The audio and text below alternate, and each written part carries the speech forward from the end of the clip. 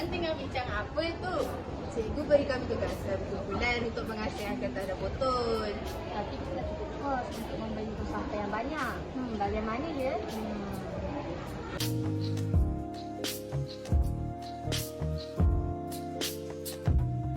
Saya ada idea.